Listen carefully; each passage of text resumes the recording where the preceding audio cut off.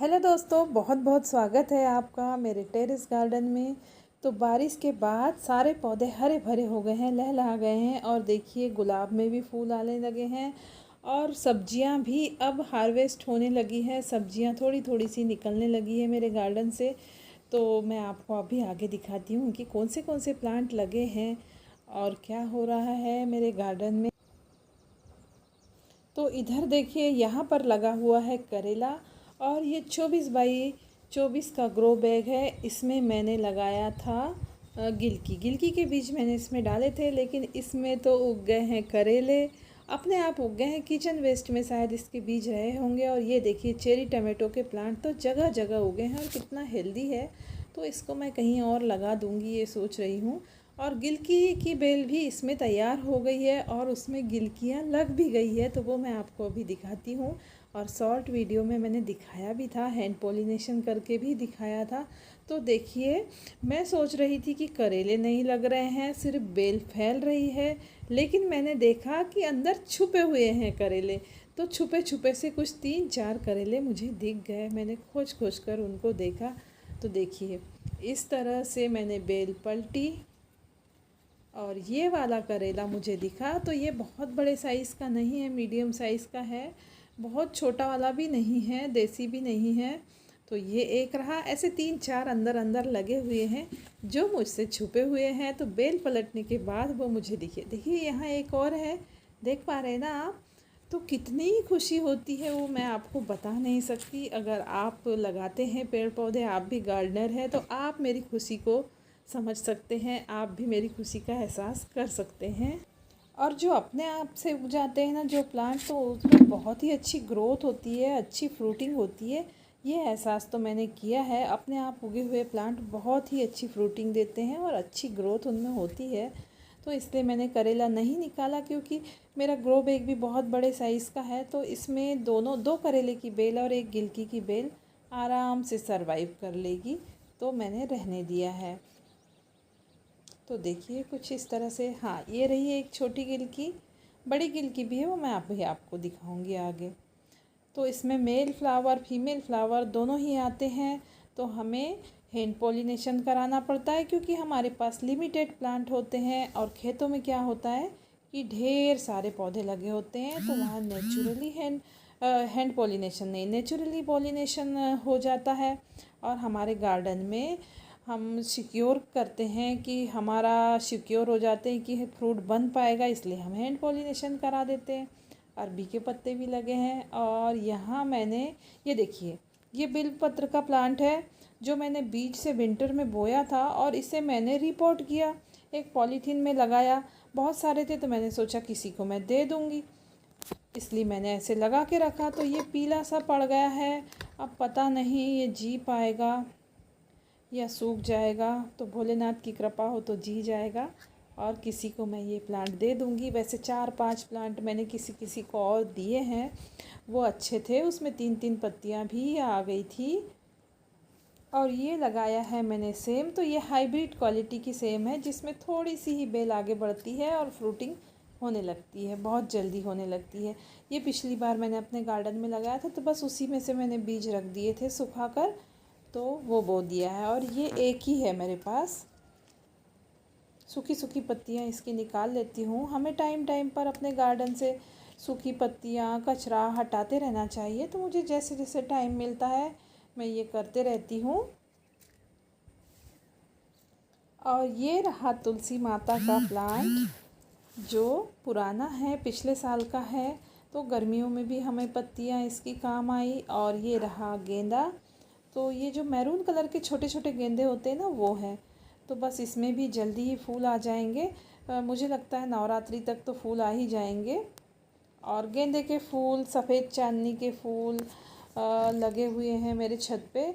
देसी वैरायटी का गुलाब है ये, देसी वैरायटी के गुलाब से खुशबू भी आती है। और इसमें फर्टिलाइज़र की रिक्वायरमेंट थोड़ी कम होती है, इसलिए ये लगा है। और इसमें मैंने कोई भी फर्टिलाइज़र अभी डाला नहीं है, बस बारिश के पानी से ही ये अच्छे हो गए हैं। गर्मी में तो सूखे से हो गए थे। और ये रहा अपराजिता।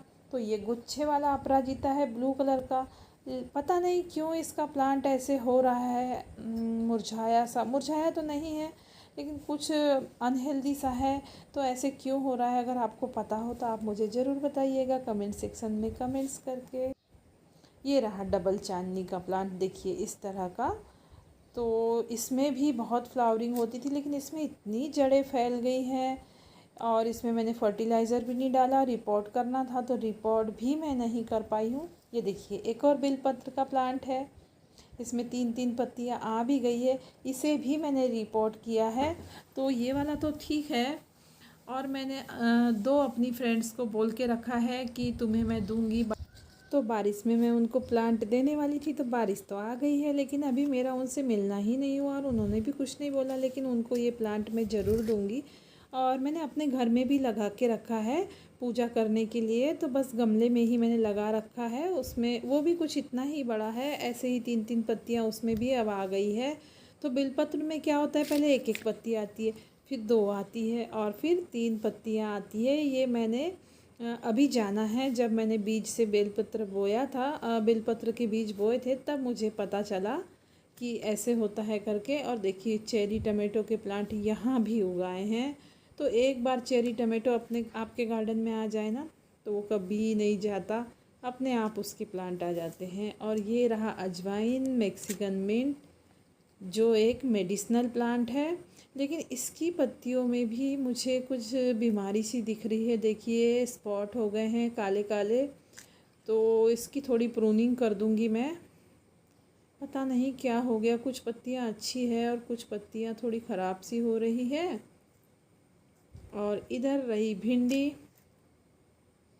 और यहीं पे मैंने ये देसी गुलाब की कटिंग भी लगा दी है। और ये रहा बरबटी यानी कि लोबिया की बेल, तो ये भी अपने आप से उग गया था, शायद किचन वेस्ट में ही इसका बीज रहा हो, और ये भी बहुत अच्छा ग्रोथ कर रहा है। इस ग्रो बैग में मैंने लगाया था हाइब्रिड मिर्च का प्लांट, तो मिर्च का प्लांट तो दब गया है और ये ही ग्रो कर रहा है, तो मैंने इसे हटाया नहीं। और एक देखिए बड़े टमाटर का प्लांट भी इसमें उगा है, तो इसे भी मैं किसी और पॉट में लगा दूंगी, यही इंतज़ार कर रही हूँ। लेकिन मेरे पास मिट्टी और कंपोस्ट की थोड़ी कमी है अभी, तो मंगाऊंगी मिट्टी और कंपोस्ट, और दूसरे पॉट में मैं लगाऊंगी फिर। देखिए हाइब्रिड मिर्च भी इसमें लगी है, तो इसमें 3 तरह के प्लांट लगे हैं। नीचे नीचे की पत्तियां मैं तोड़ देती हूँ ताकि कोई फंगस वगैरह ना लगे, यहाँ डाल देती हूँ।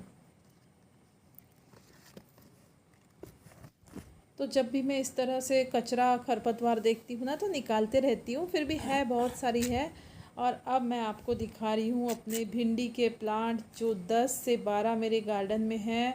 और इसकी पत्तियाँ आप देख रहे हैं कितनी बड़ी बड़ी है, मेरे हाथ से भी ज़्यादा बड़ी है, और इसमें भी अब फ्रूटिंग होने वाली है ऐसा मुझे लग रहा है। तो 5 ग्रो बैग में नहीं, 4 ग्रो बैग में लगे हैं भिंडी के प्लांट।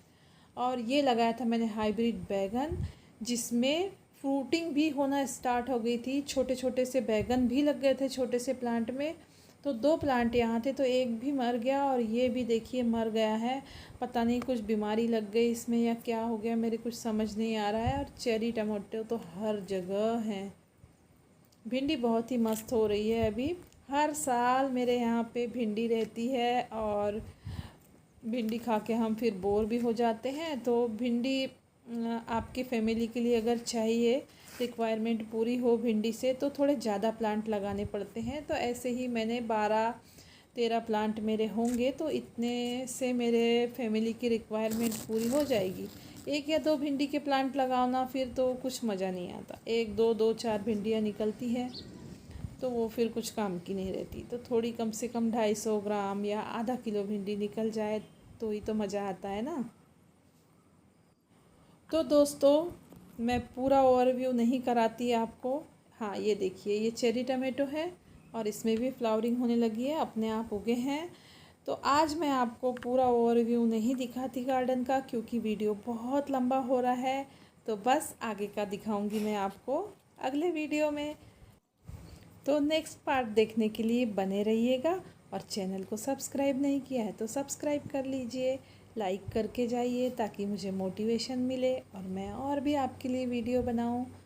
तो दोस्तों, वीडियो देखने के लिए आपका बहुत बहुत धन्यवाद। अब मिलते हैं नेक्स्ट पार्ट में नए वीडियो के साथ और नई फ्रेशनेस के साथ। तब तक के लिए बाय बाय।